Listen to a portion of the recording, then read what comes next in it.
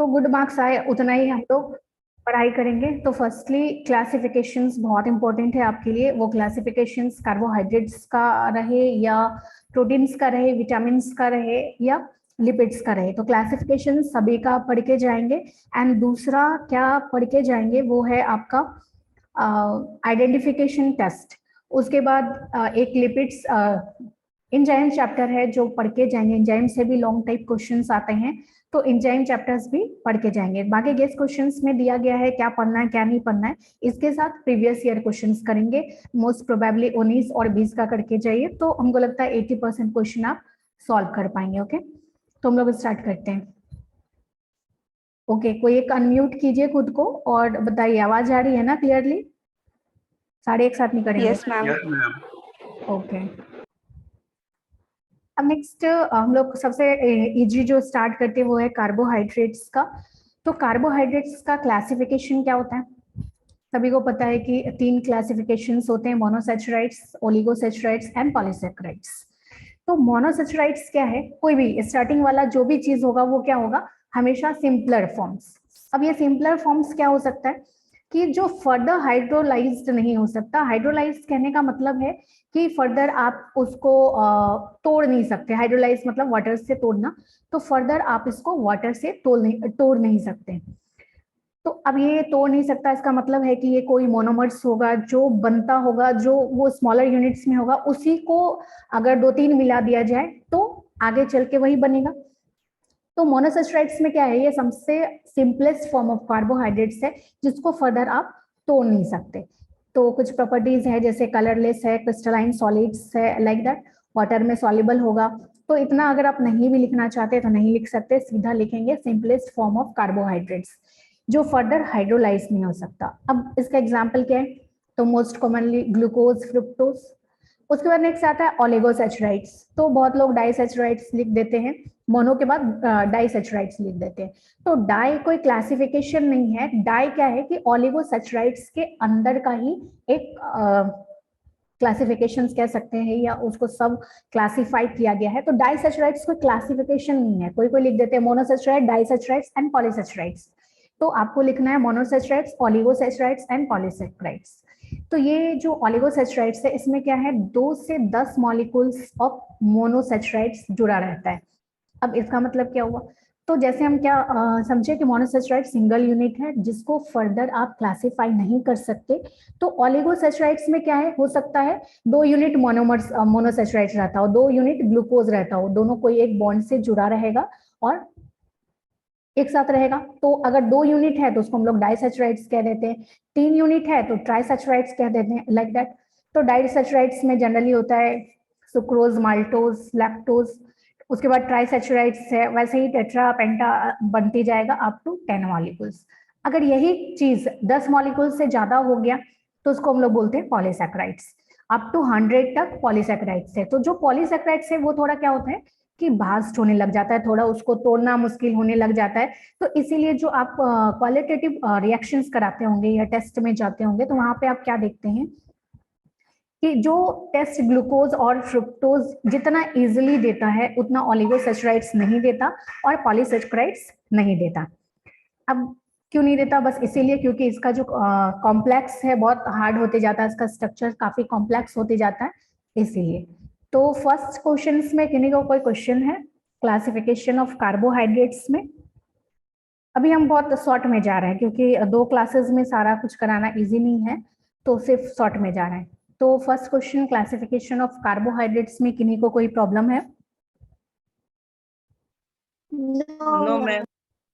Okay, तो आगे बढ़ते हैं नेक्स्ट क्लासिफिकेशंस प्रोटीन्स का। तो प्रोटीन का क्लासिफिकेशंस क्या है? 2-3 तरह के से करते हैं। तो फर्स्ट क्लासिफिकेशंस जो हम लोग करते हैं वो है केमिकल नेचर, उसका क्या स्ट्रक्चर है, क्या सॉल्युबिलिटी है, उस हिसाब से। तो वो भी हमारा 3 टाइप के। तो 3 टाइप्स के क्या क्या क्लासिफिकेशंस है? तो फर्स्ट है सिंपल, दूसरा कंजुगेटेड एंड तीसरा डिराइव। तो सिंपल नाम से पता चल रहा है कि सिंपल होगा, एज लाइक यहाँ पे जैसे हमने मोनोसैचराइड्स पढ़ा तो ये भी simple simplest form of carbohydrate है, वैसे ही ये भी क्या होगा? सिंपलेस्ट फॉर्म ऑफ प्रोटीन्स होगा। तो अब ये सिंपलेस्ट है, तो इसको भी फर्दर हाइड्रोलाइज नहीं करना होगा, सेम सेम जैसे आपने कार्बोहाइड्रेट्स में पढ़ा वैसे यहाँ पे प्रोटीन्स में भी है। तो अब यहाँ पे क्या है कि जैसे वहां पे आपने देखा कि कोई भी मॉलिक्यूल्स जो भी बनना होता है वो मोनोसैचराइड्स का बना होता है, तो वैसे ही प्रोटीन कोई भी प्रोटीन जो भी बनता है वो क्या चीज का बनता है, एमिनो एसिड्स का। तो इसमें क्या होता है, सिर्फ एमिनो एसिड रहेगा, बाकी दूसरा कुछ और नहीं होगा। जो भी प्रोटीन है वो एक दूसरे के साथ पैरेलली या जैसे भी होगा एक जैसा मोनोमर्स का बना होगा, अलग नहीं होगा। लेकिन वहां पे क्या था, सिंगल यूनिट था, लेकिन ऐसा यहाँ पे जरूरी नहीं है कि सिंगल यूनिट का बना हो सकता है एक जैसा एमिनो एसिड्स का बना होगा। तो इसको जैसे ही हाइड्रोलाइसिस करेंगे तो क्या होगा, ऑब्वियस एमिनो एसिड्स में टूटेगा। तो एग्जांपल है हिस्टोन, एल्बुमिन। तो हिस्टोन सब हमारे बॉडी में भी प्रेजेंट होता है, बाहर से भी ले सकते हैं। दूसरा है कंजुगेटेड प्रोटीन। तो कंजुगेटेड कहने का मतलब है कि कोई भी चीज जुड़ा हुआ हो तो उसको हम लोग कंजुगेटेड बोलते हैं। तो अब प्रोटीन में क्या जुड़ा होगा, अगर प्रोटीन में प्रोटीन जुड़ा होगा, चाहे कोई भी रहे, अमीनो एसिड कुछ भी, दूसरा तीसरा कुछ भी रहे, तो फिर उसका नाम कंजुगेटेड नहीं पड़ता, कुछ और पड़ सकता था। तो प्रोटीन में अगर नॉन प्रोटीनियस पार्ट जुड़ा हुआ है तो उसको हम लोग कंजुगेटेड प्रोटीन बोलते हैं, और जो नॉन प्रोटीनियस पार्ट जुड़ा हुआ है उसको हम लोग बोलते हैं फॉस्फेटिक ग्रुप। ठीक है। तो अब ये प्रोटीन में नॉन प्रोटीनियस पार्ट क्या हो सकता है कोई विटामिन जुड़ा हो सकता है कोई लिपिड जुड़ा हो सकता है कोई मेटल जुड़ा हो सकता है कोई कलरिंग एजेंट जुड़ा हो, कलर वाला कंपोनेंट जुड़ा हो, कार्बोहाइड्रेट जुड़ सकता है, कुछ भी जुड़ सकता है। तो कुछ भी अगर प्रोटीन के साथ जुड़ रहा है तो उसको हम लोग बोलते हैं कंजुगेटेड प्रोटीन। ठीक है। और जो नॉन प्रोटीनियस पार्ट है वो उसको बोलते हैं हम लोग प्रोस्थेटिक ग्रुप। तो अब इसको और फर्दर क्लासिफाई करते हैं कि जो भी चीज इस पे जुड़ा हुआ है उसका नाम रखते हैं। जैसे कि मान लीजिए ग्लाइकोप्रोटीन, तो कुछ ग्लाइकोजन एजेंट जुड़ा है, मतलब कार्बोहाइड्रेट जुड़ा हुआ है, या लिपिड जुड़ा हुआ है तो उसको लिपोप्रोटीन बोलते हैं। उसके बाद नेक्स्ट है हमारा डिराइव प्रोटीन। तो डिराइव प्रोटीन में क्या होता है कि कौन अब ज्वाइन नहीं कर पा रहा है, अमित कुमार, ओके ओके एक मिनट।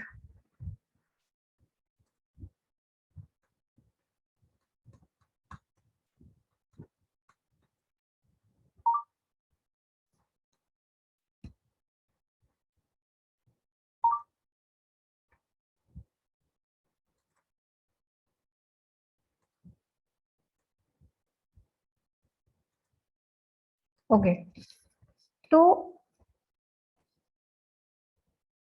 डिराइव प्रोटीन में क्या होता है कि इधर हम लोग उससे डिराइव करते हैं। आप लोग जब 10th स्टैंडर्ड में होंगे तो वहां पे मैथ्स से कुछ फॉर्मूला आपको डिराइव करना रहता है कि इस फॉर्मूला से ये चीज डिराइव कीजिए, लाइक दैट, ऐसा कुछ क्वेश्चन आपने सॉल्व किया होगा। तो वैसे ही प्रोटीन का है डेरिवेशंस। तो प्रोटीन को कैसे डिराइव करेंगे, तो अब ये दो प्रोटीन है हमारे पास, सिंपल है और कंजुगेटेड है। तो इन्हीं प्रोटीन में से हमको कुछ नया प्रोटीन्स जनरेट करना है। तो अब ये जनरेशन कैसे होगा, तो इधर हम इसको हीट कर दे या कोई इंजाइमेटिक एक्शंस करा दे या कोई केमिकल ऐड कर दे, कुछ भी तरीका अपना के इन दोनों प्रोटीन से हम नया प्रोटीन जो जनरेट करते हैं उसी को हम लोग बोलते हैं डिराइव प्रोटीन। कोई दिक्कत यहाँ तक?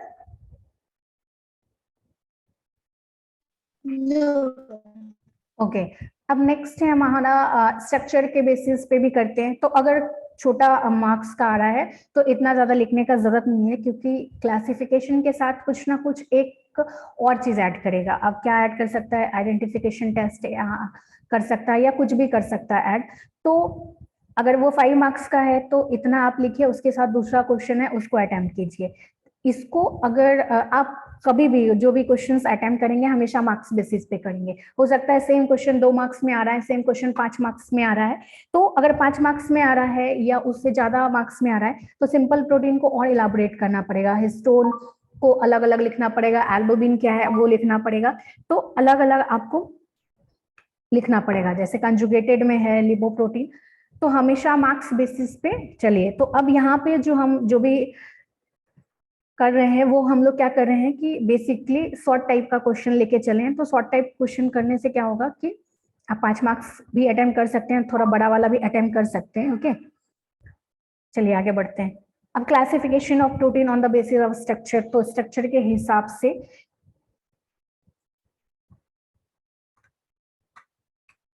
अब ये स्ट्रक्चर के हिसाब से हमारे पास क्या है कि दो तरह का प्रोटीन होता है, पहला फिब्रस प्रोटीन, दूसरा ग्लोबुलर प्रोटीन।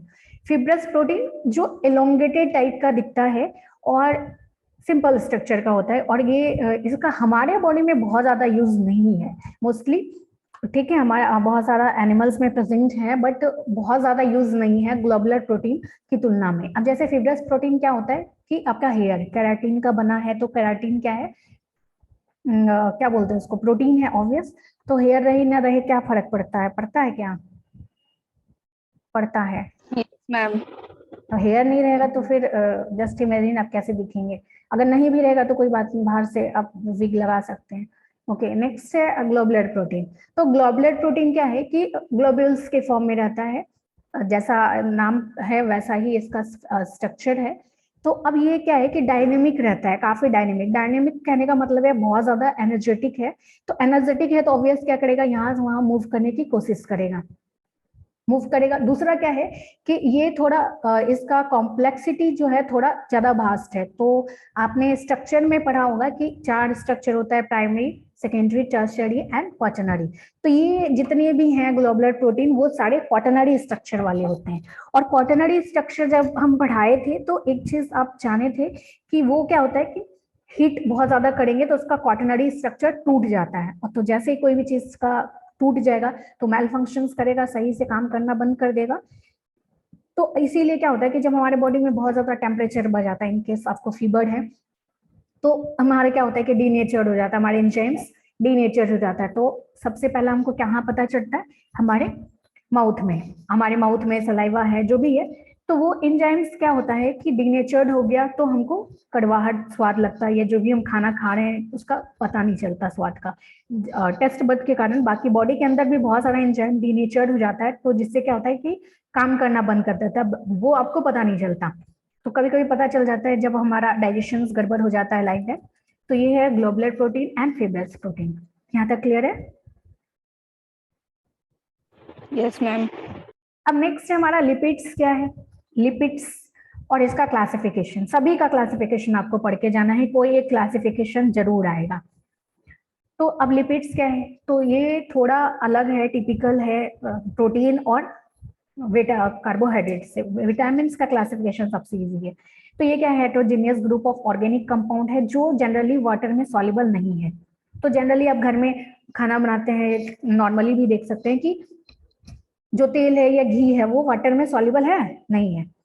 तो एक पॉइंट्स तो आपको वैसे ही प्रैक्टिकली आपको पता चल गया कि ये इनसॉल्युबल है। तो अब ये सॉल्युबल कहाँ पे होगा, जो भी नॉन पोलर ऑर्गेनिक सॉल्वेंट होगा, जैसे हेक्सिन हो गया या इसी टाइप का नॉन पोलर। नॉन पोलर कहने का मतलब है जिसका डाइपोल मोमेंट नहीं होता है, डेल्टा प्लस डेल्टा माइनस दोनों के बीच नहीं होता है, तो उस टाइप के नॉन पोलर ऑर्गेनिक सॉल्वेंट में ये सॉल्युबल होगा। तो आइडेंटिफिकेशन टेस्ट में भी हम लोग जब टेस्ट करते हैं तो इसका एक टेस्ट ये करते हैं कि वाटर में इनसॉल्युबल है यानी कि ये लिपिड्स है, या हम दूसरा चीज कोई भी पोलर ऑर्गेनिक सॉल्वेंट लेते हैं जो हमारे लैब में उपलब्ध होते हैं, जैसे बेंजीन हो गया, कोई भी इस टाइप के। तो वहां पे हम घुला के देखते हैं वहां पे घुल रहा है या नहीं घुल रहा है। अगर घुल रहा है तो इसका मतलब है कि वो लिपिड्स है। और लिपिड्स का क्लासिफिकेशन क्या है कि एग्जैक्ट प्रोटीन जैसा ही है। इस प्रोटीन का याद कर लीजिए और लिपिड्स का याद कीजिए, दोनों का भाषा अगर आप लिख देंगे, एग्जाम्पल्स अलग होंगे ऑब्वियस, तो दोनों एक जैसा ही है। जैसे इससे पहले भी पढ़ा आपने कि प्रोटीन क्या है, सिंपल, कंजुगेटेड और डिराइव। तो लिपिड्स भी वही है, सिंपल, कंजुगेटेड एंड डिराइव। मतलब एक का याद करेंगे दोनों आंसर बनेगा, लेकिन ऐसा नहीं कि वही याद कर लिए यहाँ पे सेम चीज लिख दिया, तो यहाँ पे लिखना पड़ेगा सिंपल लिपिड्स, वहां पे सिंपल प्रोटीन, वैसा थोड़ा टेक्निकली आप याद करेंगे तो इजी रहेगा। उसके बाद एग्जाम्पल्स ऑब्वियस बदलेगा। तो सिंपल लिपिड्स क्या होता है कि ये भी कोई चीज का बना होगा, जैसे सिंपल प्रोटीन्स हमने पढ़ा तो वहां पे हमने क्या देखा कि सिंपल क्या चीज का बना था, amino acid, single residue amino acids. तो अब ये जो लिपिड्स है ये बना ही कुछ और चीज का है, दो चीज का है। तो पहला क्या है, फैटी एसिड्स के साथ ग्लिसरॉल का रिएक्शन होता है, उससे जो बनता है उसको हम लोग बोलते हैं लिपिड्स। तो अब ये सबसे सिंपल है तो ऑब्वियस क्या चीज का बना होगा, fatty acids with alcohol, glycerol मतलब अल्कोहल। तो यहाँ पे क्या है कि सिंपल प्रोटीन में भी यही है कि इंस्टेड ऑफ फैटी एसिड्स और बहुत सारे अल्कोहल रहते हैं, पॉलीहाइड्रिक अल्कोहल रहते हैं। तो अब यहाँ पे क्या है कि इधर फैट हो सकता है या वैक्स हो सकता है। तो फैट्स जो होता है ऑयल रहे, लेकिन वैक्स क्या होता है, थोड़ा हाई मॉलिकुलर वेट का होता है, ज्यादा मॉलिकुलर वेट का होता है। फैट थोड़ा कम मॉलिकुलर वेट का होता है। अगर कम मार्क्स में है तो सिंपल प्रोटीन का इतना लिखिए एग्जाम्पल, फैट और वैक्सेस लिख दीजिए, सफिशियंट है। दूसरा कंपाउंड। तो कंपाउंड में क्या होगा, जैसे प्रोटीन्स में हमारा था कि यहाँ पे भी क्या है कि कंटेनिंग ग्रुप्स है, कुछ ना कुछ नॉन लिपिड्स वाला पार्ट जुड़ा रहेगा। अब ये नॉन लिपिड्स पार्ट क्या होगा, क्या हो सकता है, कुछ भी। फॉस्फोरस ग्रुप जुड़ा है तो फॉस्फोलिपिड्स, ग्लाइकोजन जुड़ गया है तो ग्लाइकोलिपिड्स, कुछ भी हो सकता है। दूसरा कोई भी पार्ट इसमें जुड़ गया है तो वो कंजुगेटेड या कंपाउंड लिपिड्स हो सकता है। उसके बाद यहाँ पे भी वैसे ही करेंगे डिराइव्ड में। ये जो सिंपल लिपिड्स है या ये कंपाउंड लिपिड्स है, अगर इसको हाइड्रोलाइसिस करते हैं या कोई भी चीज किसी भी तरीके से नया चीज निकालते हैं तो उसको हम लोग डिराइव लिपिड्स बोलते हैं, ठीक है। तो अब इसमें फैटी एसिड्स हो गया, कोलेस्ट्रॉल हो गया, लाइक दैट, कुछ भी नया निकाल रहे हैं हम, चाहे हीट दे रहे हैं, कुछ भी रिएक्शंस करा रहे हैं, हाइड्रोलाइसिस करा रहे हैं या हैलोजन डाल रहे हैं। जनरली क्या होता है कि आप देखे होंगे पहले मार्केट में हमारा क्या आता था, डालडा, डालडा टाइप का आता था ना, डालडा बहुत पहले डालडा आता था। Yes ma'am. अभी क्या हो गया है, रिफाइंड ऑयल आने लगा है। तो अब दोनों में अंतर क्या है कि जो डालडा आता था तो वो हमारा दोनों लिपिड्स है, ठीक है, ऑयल आ गया, जो भी है वो हमारा लिपिड्स हो गया। तो डालडा में क्या होता है कि बहुत दिनों तक हम स्टोर नहीं करके रख सकते थे, कुछ दिनों में वो एक्रिड आ जाता था, रेंसिडिटी आ जाता था, लगभग बहुत सारा उसमें प्रॉब्लम था। तो अब उसमें क्या हुआ कि कुछ नया चीज ऐड कर दिया, उसको हेलोजिनेशन कर दिया या कुछ भी नया चीज ऐड कर दिया, उसको रिफाइंड ऑयल बना दिया। तो अब यहाँ पे क्या, तो यहाँ पे क्या किया, डिराइव किया, नया चीज को डिराइव किया। तो इसी टाइप हिट दिया होगा या कोई भी नया ग्रुप ऐड किया होगा तो उसको हम लोग बोलते हैं डिराइव्ड, ठीक है। यहाँ तक में कोई प्रॉब्लम। उसके बाद नेक्स्ट आता है हमारा विटामिन। ये बहुत इजी है, सभी को पता है, बचपन से आप पढ़ते आ रहे हैं कि विटामिन क्या है, हमारे ग्रोथ न्यूट्रिशन के लिए चाहिए, हमारे इम्यूनिटी के लिए चाहिए, और काफी माइन्यूट अमाउंट में चाहिए। जितने अमाउंट में हमको फैट हाँ कार्बोहाइड्रेट्स प्रोटीन चाहिए, उतना अमाउंट में हमको विटामिन एंड मिनरल्स नहीं चाहिए होता है, दोनों काफी कम अमाउंट में चाहिए होता है, लेकिन हमारे बॉडी के लिए बहुत जरूरी है ऑब्वियस। तो अब इसको जो क्लासिफाई करेंगे, सिर्फ दो क्लासिफिकेशन है, या तो फैट सॉल्युबल या तो वाटर सॉल्युबल। नाम से पता चल रहा है, फैट सॉल्युबल मतलब वो सारे विटामिन जो फैट में जाके सॉल्युबल होते हैं या जाके स्टोर होते हैं, उसको हम लोग फैट सॉल्युबल बोलते हैं। अब हमारे बॉडी में फैट कहाँ रहता है, ऑब्वियस एडिपोज टिश्यू में। जो आप बॉडी में देख रहे हैं, जहाँ पे भी मोटा मोटा दिख रहा है या आपका चबी स्किन दिखता है, गाल दिखता है, तो वो सारे एडिपोज टिश्यू के बने होते हैं। और वाटर सॉल्युबल क्या है, जो पानी में जाके घुल जाए, आपके बॉडी में वाटर कंटेंट है तो वो जाके वाटर हमारे बॉडी में जाके घुल जाता है और यूरिन के थ्रू बाहर निकल जाता है। तो अब यहाँ पे क्या दिक्कत है कि जो फैट सॉल्युबल है वो हो सकता है, आज मैंने जो विटामिन लिया अगर फैट सॉल्युबल है, ADE के, इनमें से कोई भी विटामिन है वो जाके स्टोर हो जाएगा। लेकिन वाटर सॉल्युबल जो विटामिन होता है वो इंस्टेंट वाटर में सॉल्युबल हुआ, और हम क्या जानते हैं कि जो वाटर सॉल्युबल विटामिन है वाटर के थ्रू बाहर निकल जाता है।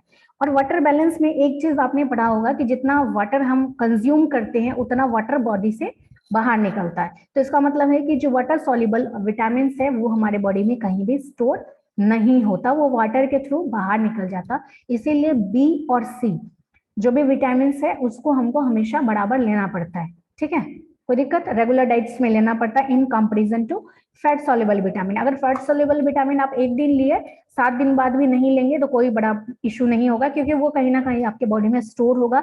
लेकिन वाटर सॉल्युबल विटामिन आपको लेना पड़ेगा, ठीक है। और माइन्यूटली, ऐसा नहीं कि कुछ अलग से सिरप पी रहे हैं, वैसा भी जरूरी नहीं है, क्योंकि आप जो भी खाते हैं जनरली आप सोर्सेज पढ़े होंगे, फूड सोर्सेज, तो वहां पे आपको मिनरल्स विटामिन सभी का फूड सोर्सेज पता होगा कि वाटर सॉल्युबल B किस में प्रेजेंट है, विटामिन C किस में प्रेजेंट है। जनरली नींबू अब जनरली डेली यूज करते हैं, कोई भी साइट्रस फ्रूट आप डेली यूज करते हैं तो वहां से आपको विटामिन C मिल रहा है, वैसे ही B है।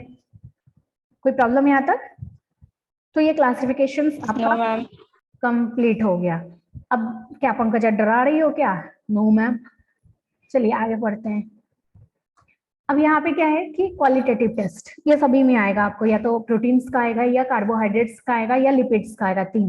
बेसिकली जो आता है जनरली प्रोटीन या कार्बोहाइड्रेट्स का, लेकिन हो सकता है आप में चेंज हो जाए, तो हम ये कंफर्मेशन के साथ नहीं कह सकते कि प्रोटीन का ही आएगा या कार्बोहाइड्रेट्स का ही आएगा। तो इसके लिए क्या करना है कि अगर बहुत याद नहीं होता है तो आप याद कीजिएगा अपना लैब में आप क्या क्या करते थे वो याद कीजिए, उसका कलर क्या होता था वो याद कीजिए, टेस्ट का नाम लिख दीजिए, तो ये क्वेश्चंस आपका सॉल्व हो जाएगा, उतना याद करने की जरूरत नहीं है। तो प्रोटीन्स का टेस्ट क्या क्या था? बायोरेट टेस्ट था, ज़ेंथोप्रोटिक टेस्ट था, निनहाइड्रिन टेस्ट था, मिलेंस टेस्ट था, नाइट्रोप्रोसाइड टेस्ट था। तो कुछ ना कुछ टेस्ट तो आप किए ही होंगे, ऑब्वियस। किए हैं क्या टेस्ट? लैब में किए हैं? Yes ma'am. Okay ma'am, test obvious किए होंगे आप अपने लैब में। तो उसमें से आपको जो भी याद है वो लिख सकते हैं। जैसे मान लीजिए बायोरेट टेस्ट में क्या करते हैं कि ये क्या करता है, पेप्टाइड बॉन्ड को डिटेक्ट करता है। अब ये पेप्टाइड बॉन्ड तो हर उसी में प्रेजेंट है, क्योंकि प्रोटीन है, इसका मतलब है कि वहां पे एमिनो एसिड एक दूसरे से जुड़ा है, किससे? पेप्टाइड बॉन्ड से। मतलब हर एक प्रोटीन वो जाएगा बायोरेट टेस्ट में, क्योंकि पेप्टाइड बॉन्ड रहना ही रहना होगा अगर वो प्रोटीन है तो ये हर एक प्रोटीन्स के लिए टेस्ट है बायोरेट। क्योंकि जितने भी टेस्ट हैं वो जरूरी नहीं कि हर एक प्रोटीन्स के लिए ही होंगे, हो सकता है कुछ एरोमेटिक प्रोटीन्स के लिए होंगे या कोई जिसका फ्री NH2 ग्रुप है उनके लिए होंगे, बट बायोरेट टेस्ट क्या है, कॉमनली टेस्ट है सभी के लिए, सभी प्रोटीन्स के लिए। तो यहाँ पे क्या करते हैं कि प्रोटीन्स जो भी आपको दिया गया है उसको कैचेस कॉपर सल्फेट सॉल्यूशन से ट्रीट करते हैं, बट उसका जो एटमॉस्फेयर रहता है वो बेसिक रहता है एल्कली के प्रेजेंट में, चाहे वो NaOH रहे, KOH रहे, कोई भी। तो अब यहाँ पे क्या होता है कि ये जो प्रोटीन है वो कॉपर 2 में बदल जाता है, और उस बदलने के कारण उसका जो बायोरेट का फॉर्मेशन करता है, उसका जो कलर हो जाता है वो वायलेट कलर हो जाता है। तो बेसिकली अगर इतना याद करना संभव नहीं है, ऑब्वियस, क्योंकि सारे लोग अभी पास करने के मकसद से हम बता रहे हैं, तो इतना याद करना संभव नहीं है। तो आप क्या कीजिए, सीधा टेस्ट याद रखिए, बायोरेट टेस्ट, और ये क्या कलर कॉम्प्लेक्शन दे रहा है वो याद कीजिए, ठीक है। अब ऐसा नहीं कि बायोरेट टेस्ट किए हम और ये प्रोटीन की जगह पे लिख दिए, कहाँ पे? कार्बोहाइड्रेट्स में। सभी का आप चार्ट बना लीजिए कि कार्बोहाइड्रेट्स का क्या क्या टेस्ट है, प्रोटीन का क्या क्या टेस्ट है, और लिपिड्स का क्या क्या टेस्ट है। तो इन दोनों की तुलना में लिपिड्स का टेस्ट बहुत इजी है, जो बेसिकली आप जानते भी होंगे। तो तो आप क्या कीजिए, कार्बोहाइड्रेट और प्रोटीन का टेस्ट के लिए एक चार्ट बना लीजिए। पहले कार्बोहाइड्रेट का टेस्ट का नाम लिख लीजिए और कलर क्या दे रहा है उतना याद कर लीजिए। आप बस इतना याद कर लीजिए, पास होने के लिए काफी है। अब इतना आप याद करेंगे कि इसमें कौन सा चीज दिया, कॉपर सल्फेट दिया, तो फिर आप भूल जाएंगे। जेंथोप्रोटिक में भी क्या दिया फिर भूल जाएंगे, फिर कलर क्या है आया फिर भूल जाएंगे। तो इसीलिए क्या कीजिए कि बायोरेट टेस्ट है तो प्रोटीन का टेस्ट है, और ये क्या कलर कॉम्प्लेक्स दिया, वायलेट कलर कॉम्प्लेक्स दिया, इसका मतलब है कि प्रोटीन प्रेजेंट है। तो इतना ही याद कीजिए। दूसरा टेस्ट क्या है, जेंथोप्रोटिक टेस्ट है। अब ये टेस्ट किसके लिए है? तो वैसे अमीनो एसिड जिसमें एरोमेटिक ग्रुप है, ये सारे के लिए टेस्ट नहीं है। जैसे ये सभी पेप्टाइड बॉन्ड्स के लिए था, तो ये सिर्फ एरोमेटिक ग्रुप के लिए है, जहां पे एरोमेसिटी है। एरोमेटिक ग्रुप जानते हैं, जो बेंजीन वाला ग्रुप रहता है वो बेसिक सबसे है। तो अगर वैसा कोई ग्रुप है उसमें ऐड है तो वैसा ही सिर्फ प्रोटीन वाला जाएगा। तो जेंथोप्रोटिक टेस्ट किस लिए है, एरोमेटिक ग्रुप, इतना याद रखिए। येलो कलर फॉर्म करता है, इतना याद रखिए। तो एरोमेटिक में किसके लिए जाएगा, टायरोसिन और ट्रिप्टोफैन। अगर इतना नहीं तो इनको क्वेश्चन है।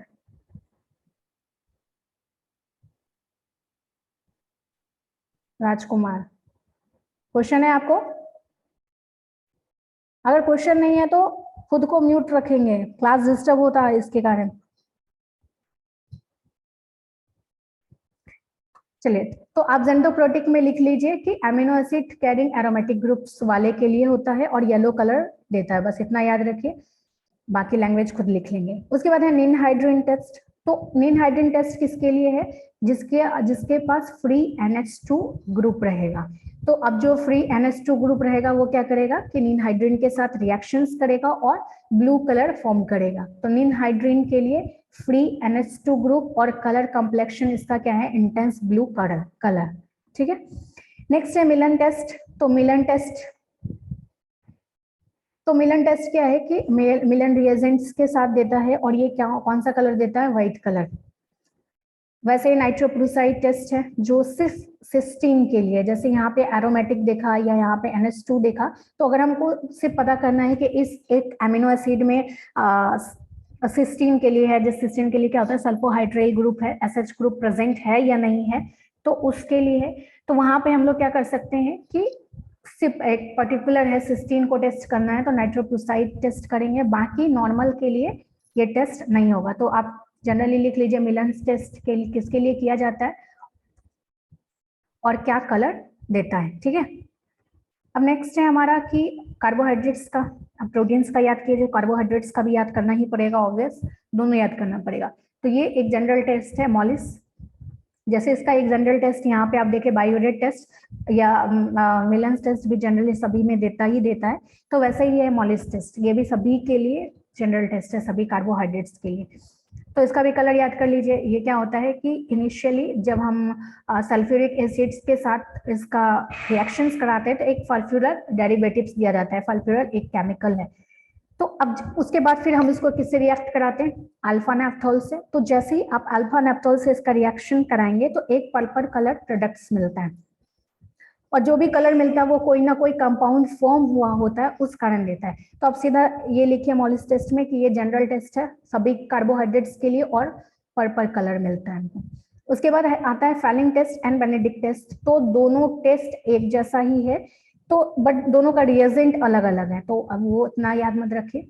तो फेलिंग टेस्ट में क्या होता है कि दो रिएजेंट होता है, फेलिंग 1 एंड फेलिंग 2, दोनों में अलग अलग चीजें प्रेजेंट होती है।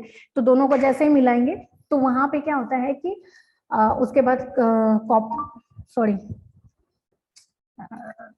ज्वाइन नहीं कर पा रहे तो आप लोग इतना मैसेज नहीं कीजिएगा। तो अब यहाँ पे क्या है कि फेलिंग टेस्ट में क्या है कि वहां पे फॉर्मेशंस होता है colour yellow to brown red. जितना ज्यादा आपका कलर कॉम्प्लेक्शंस मतलब ग्लूकोज प्रेजेंट होगा या इस टाइप का जो भी कार्बोहाइड्रेट्स प्रेजेंट होगा, उतना ये कलर जाएगा किधर, ब्रिक रेड की ओर। अगर कम प्रेजेंट होगा तो येलो ऑरेंज इस टाइप का कलर दिखेगा, दोनों में, बेनेडिक्ट में भी और बारफोर्ड्स फेलिंग्स में भी, ठीक है। तो बेनेडिक्ट में सिर्फ एक रिएजेंट होता है और फेलिंग्स में 2 रिएजेंट होता है। अब यहाँ पे क्या हो रहा है कि इसमें एनेडाइल्स फॉर्म होता है और इसमें एक क्या बोलते हैं कॉपर टू आयन का फॉर्मेशन होता है, रेड कोपरस ऑक्साइड होता है, और जो प्रेसिपिटेट फॉर्म होता है वो प्रेसिपिटेट हमारा ब्रिक रेड का होता है अगर वहां पे ग्लूकोज काफी मात्रा में प्रेजेंट है। अगर कम मात्रा में है तो ऑरेंज होगा, लाइक दैट। तो बेनेडिक्ट टेस्ट और फेलिंग टेस्ट दोनों एक जैसा ही है, ठीक है। उसके बाद बारफोर्ड टेस्ट होता है, तो ये पर्टिकुलरली टेस्ट किसके लिए है, मोनोसैकेराइड्स के लिए। तो इस एक टेस्ट में क्या होता है कि जो डाइसैचराइड्स है, कोई भी टेस्ट, अभी हम जितने भी टेस्ट के बारे में पढ़े हैं, तो यहाँ पे क्या होता है कि पॉलीसैकेराइड्स और डाइसैकेराइड्स, पहले हम क्या जाने कि monosaccharide single unit of monomers जो भी है बना रहता है, डाइसैकेराइड्स 2 का बना रहेगा, 3 का बना रहेगा, ट्राइसैकेराइड्स है, पॉलीसैकेराइड्स है, तो बहुत सारा यूनिट होगा। तो उस केस में क्या होता है कि अब यहाँ पे उस केस में क्या होगा कि जैसे ही मान लीजिए जैसे ज्यादा बॉन्ड्स है तो उसको तोड़ने में समय लगेगा। अगर सिंगल बॉन्ड है या डाइसैचराइड है, इनिशियली टूट जाएगा, हाइड्रोलाइसिस में चला जाएगा। अगर ग्लूकोज है तो उसको तो टूटना ही नहीं, इंस्टेंट में रिएक्शंस करेगा। तो बारफोर्ड टेस्ट इसी पे काम करता है, या कोई भी टेस्ट इनिशियली वैसे ही काम करता है। अगर बेनेडिक्ट टेस्ट में आप पॉलीसैकेराइड्स को देंगे तो काफी लंबा समय लगेगा, और हमारा जो ग्लूकोज है, फ्रुक्टोज है, इनिशियली काम करेगा, इंस्टेंट काम करेगा, क्योंकि पॉलीसैकेराइड्स को तोड़ने में समय लगेगा, क्योंकि वहां पे बहुत सारा ग्लूकोज या जो भी जिसका भी बना है उसको टूटने में काफी समय लगता है। तो अब ये जितने भी टेस्ट है इसमें क्या होता है कि हमारा पॉलीसैकेराइड इजिली पास नहीं करता फेलिंग्स में या बेनेडिक्ट, उसको समय देना पड़ेगा और आपके पास उतना समय नहीं है। तो पॉलीसैकेराइड्स या स्टार्च को हमको डिटेक्ट करना है तो हम करते हैं आयोडीन टेस्ट। तो अब ये आयोडीन जनरली स्टार्च के लिए करते हैं। तो स्टार्च में क्या प्रेजेंट है हमारा, अल्फा एमाइलोज या एमाइलोपेक्टिन दोनों से फॉर्म होता है। तो दोनों के साथ ये एक कॉम्प्लेक्स फॉर्म होता है। अगर आयोडीन देंगे तो, आयोडीन सॉल्यूशन देंगे तो, और ये क्या कलर देता है, ब्लू ब्लैक कलर। तो इससे हमको पता चलता है कि आयोडीन टेस्ट हुआ है या वहां पे स्टार्च प्रेजेंट है, ठीक है। तो आपको ये दोनों क्वालिटेटिव टेस्ट याद करना पड़ेगा। लिपिड्स में क्या है कि थोड़ा इजी है याद करना। तो पहला टेस्ट सॉल्युबिलिटी है, तो इससे पहले उसका प्रॉपर्टीज आप पढ़ चुके हैं कि क्या है कि जो लिपिड्स होगा वाटर सॉल्युबल नहीं होगा ऑब्वियस, तो कहाँ सॉल्युबल होगा, chloroform, ether, alcohol, like that. अब उसके बाद आप देखे होंगे कभी भी घर में जब भी खाना बनता है या घी वाला रोटी कभी पेपर में रैप कर दिए तो क्या होता है, घी पेपर में लग जाता है, क्या लगता है? Yes ma'am. तो जैसे ही पेपर में लग गया तो क्या होगा कि वो पेपर अब क्या होता है कि जहां पे भी वो पैचेस है तो थोड़ा ट्रांसलूसेंट हो जाता है, उससे इजिली आप इधर से उधर देख सकते हैं, पूरा देख पाओगे तो वैसे को हम लोग ट्रांसपेरेंट बोलते हैं, लेकिन थोड़ा लाइट पास होता है तो वो क्या बन जाता है, ट्रांसलूसेंट या सेमी ट्रांसपेरेंट आप कह सकते हैं। तो दूसरा यही है कि ट्रांसलूसेंट स्पॉट। आप ये प्रैक्टिकल में किए होंगे कि फिल्टर पेपर लिए होंगे, वहां पे घी या कुछ भी लगाए होंगे प्रैक्टिकल वाले में, तो ये दोनों इजी है याद करना। दूसरा क्या है कि एक्रोलिन का फॉर्मेशन होता है। अब ये जो एक्रोलिन फॉर्मेशन, एक्रोलिन एक कंपाउंड है, केमिकल्स है, तो जैसे ही हम रिएक्ट कराएंगे पोटेशियम बाइसल्फेट से और एक्राइलिक एल्डिहाइड से तो एक्रोलिन का फॉर्मेशन होगा। उसके बाद है इमल्सिफिकेशंस। इमल्सिफिकेशंस आप जानते हैं कि कुछ भी फैट्स अगर वाटर में सिक किया जाए तो वहां पे क्या होगा, मिल जाएगा, मिसिबल होगा, इमिसिबल होगा, वाटर वाला अलग बन जाएगा और फैट्स वाला अलग बन जाएगा, या तेल है तो अलग अलग अलग दोनों रहेगा, तो उसको हम लोग इमल्सन बोलते हैं, तो इमल्सिफाइड होता है ये। कोई क्वेश्चन यहाँ तक? एक और है आयोडीन एब्जॉर्प्शन टेस्ट। तो अब हम क्या देखते हैं कि ये जनरली किसके लिए, अनसैचुरेशन के लिए। अनसैचुरेशन कहने का मतलब है दो तरह का रहता है फैट, या तो सैचुरेटेड या अनसैचुरेटेड।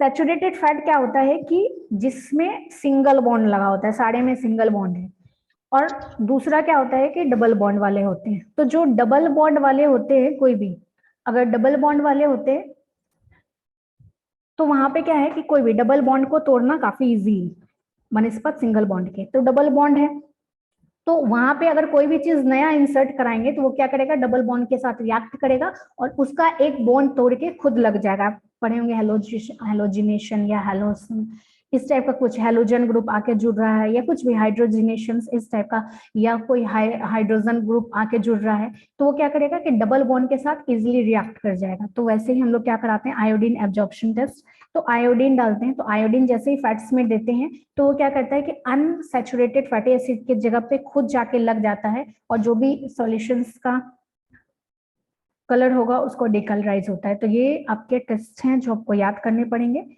उसके बाद नेक्स्ट आता है हमारा एंजाइम्स।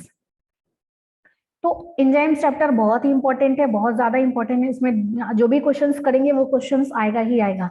तो इन गेस्ट पेपर में जो भी एंजाइम्स से रिलेटेड चीज दिया है उसको आपको याद करना ही है, क्योंकि अभी तक जो पढ़े उनमें से कोई एक आएगा। जैसे मान लीजिए क्वालिटेटिव टेस्ट है लिपिड्स का, प्रोटीन का या कार्बोहाइड्रेट का, तो कोई एक आएगा, या क्लासिफिकेशन है चारों का तो कोई एक आएगा। बट यहाँ पे जो भी क्वेश्चंस दिया हुआ है एंजाइम्स का, दो क्वेश्चंस अभी हम कंप्लीट करेंगे और दोनों क्वेश्चंस में कोई ना कोई क्वेश्चन जरूर आएगा।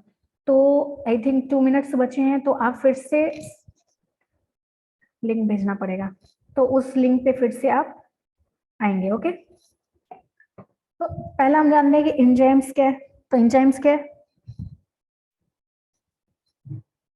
Biological catalyst which increases the rate of reaction. Okay, तो ये क्या करता है, हमारे बॉडी में रेट ऑफ रिएक्शन बहुत तेजी के साथ बढ़ा देता है। तो कैटलिस्ट का काम ही यही है कि कोई भी प्रॉपर्टीज को चेंज किए बिना बहुत ज्यादा रेट ऑफ रिएक्शंस को बढ़ाना। तो केमिस्ट्री में आपने ये चीज पढ़ा होगा कैटलिस्ट। तो अब ये है बायोलॉजिकल कैटलिस्ट, क्यों? क्योंकि ये आपके बायोलॉजिकल एक्टिविटीज में रेट ऑफ रिएक्शन बढ़ा रहा है, तो इसीलिए हम लोग उसको बायोलॉजिकल कैटलिस्ट कहते हैं। तो अब यहाँ पे फैक्टर्स क्या क्या है जो अफेक्ट करते हैं एंजाइम एक्टिविटी को, या तो बढ़ा देगा या तो घटा देगा। तो पहला क्या है कि कंसंट्रेशन ऑफ सबस्ट्रेट। सबस्ट्रेट मतलब जिसको प्रोडक्ट बनना है, जिसको रिएक्शंस में जाना है, आने वाले को हम लोग सबस्ट्रेट बोलते हैं। तो जितना ज्यादा सबस्ट्रेट होगा, क्या लगता है आपको, रिएक्शन उतना तेजी होगा? At a point of time तक, जब तक एंजाइम जितना है उतना स्पीडली हो जाएगा, उसके बाद वो कांस्टेंट हो जाएगा। ओके, तो रिएक्शंस किस पे डिपेंड करता है? हमेशा एंजाइम्स पे। जितना ज्यादा एंजाइम्स उतना ज्यादा रिएक्शंस, तो अब मान लीजिए सबस्ट्रेट हमारा 100 है, यूनिट्स में बता रहे हैं, ऐसा होता नहीं है बट ठीक है हम जानने के लिए बता देते हैं। अगर 100 हमारा सबस्ट्रेट है और एंजाइम्स हमारा 20 है, तो 20 का रिएक्शन तो इजिली हो गया क्योंकि ये रेट ऑफ रिएक्शंस को बढ़ाता है, तो 20 का इजिली होगा यहाँ तक रिएक्शंस बहुत तेजी के साथ। लेकिन बाकी जो 80 बचा उसको अब उसका रेट ऑफ रिएक्शन स्लो हो गया, कांस्टेंट में चला गया, हो सकता है उसको वही रिएक्शन जो 2 सेकंड में हुआ उसको करने में 2 साल लग जाए। तो अब यहाँ पे क्या है कि रेट ऑफ रिएक्शन एकदम कांस्टेंट हो गया क्योंकि हमारा एंजाइम बचा ही नहीं। तो कंसंट्रेशन ऑफ सबस्ट्रेट क्या है कि वो डिपेंड करेगा, जितना एंजाइम उसको मिल रहा है उतना वो तेजी के साथ रिएक्शन करेगा, बाकी जो बचा होगा वो स्लोली हो जाएगा या कांस्टेंट हो जाएगा। उसके बाद दूसरा पॉइंट है हमारा कंसंट्रेशन ऑफ एंजाइम, ये टोटल एंजाइम्स